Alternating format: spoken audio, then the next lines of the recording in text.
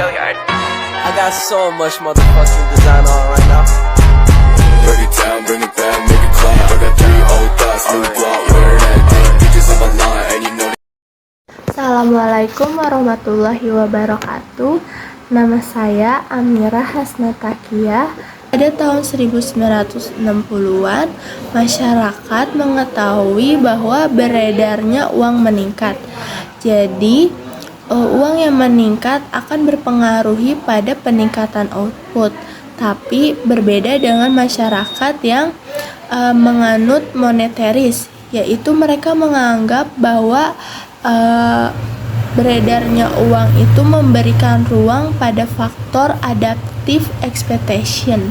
Di sini saya dengan Ibnu Zayyad, studi kasus yang akan jelaskan contoh konkret untuk hal ini seperti pernah terjadi di Indonesia, yaitu negara kita pada tahun 1983 saat harga minyak naik dari 34 menjadi 29 per variabel. Pemerintah mengedukasi rupiah untuk menutupi kekurangan anggaran. Dalam ekspresi seperti ini, selama berminggu-minggu orang-orang ini berbondong-bondong menukarkan rupiahnya. Hal ini disebabkan bukan tidak ada orang yang bukan karena orang ini tidak cinta dengan tanah air ataupun sebagainya, tapi orang ini tidak ingin merugi oleh tindakan devaluasi dari pemerintah. Di sini untuk mengamankan daripada kepentingan diri sendiri dari keadaan yang perkiraan akan merugikan di kemudian hari ataupun di masa yang akan datang.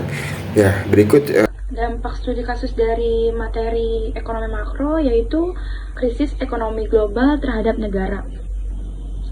Negara mengalami dampak yang signifikan akibat krisis ekonomi global yang terjadi beberapa tahun belakangan. Juga pertumbuhan ekonomi menurun, tingkat pengangguran meningkat, dan inflasi naik secara drastis. Pemerintah dan otoritas moneter berada di bawah tekanan untuk mencari solusi untuk guna memulihkan perekonomian. Perkenalkan, saya Debrina Punu. Saya akan menjelaskan materi selanjutnya tentang tokoh-tokoh rational expectation atau RATEX. Tokoh yang saya akan jelaskan adalah Thomas J. Sarganet. Thomas J. Sarganet merupakan salah satu tokoh ekonomi yang sangat berpengaruh saat ini.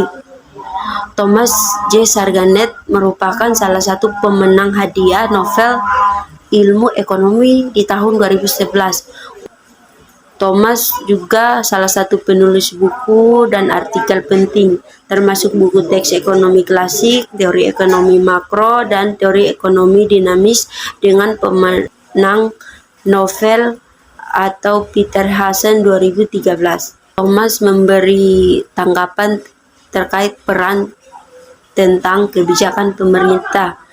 Selanjutnya, studi kasus dari ruang lingkup ekonomi makro dari dampak pandemi COVID-19 terhadap ekonomi makro di negara. Negara mengalami dampak yang signifikan akibat pandemi 19 yang melanda seluruh dunia, pembatasan sosial dan ekonomi, menurunnya aktivitas bisnis, dan ketidakpastian global telah menyebabkan gangguan ekonomi yang serius. Di kasus ini mencerminkan situasi aktual yang terhadap oleh banyak negara selama pandemi COVID-19. Penting untuk memahami bahwa penyaksian ekonomi makro harus holistik, melibatkan kolaborasi antara pemerintah, bank sentral, sektor swasta, dan masyarakat semuanya. Dan materi yang sudah kami sampaikan, ada beberapa yang kami simpulkan bahwa memang telah mempengaruhi dunia umum, masih pada penelitian lebih lanjut karena kebijakan moneter yang berpengaruh output masih terbukti jelas dan fleksibel. RATEX memberikan pengaruh terhadap dunia karena ajuran RATEX yang mencetuskan ide bahwa perekonomian diarahkan pada mekanisme pasar dan itu memberi pengaruh terhadap program ekonomi dunia. Bring it down,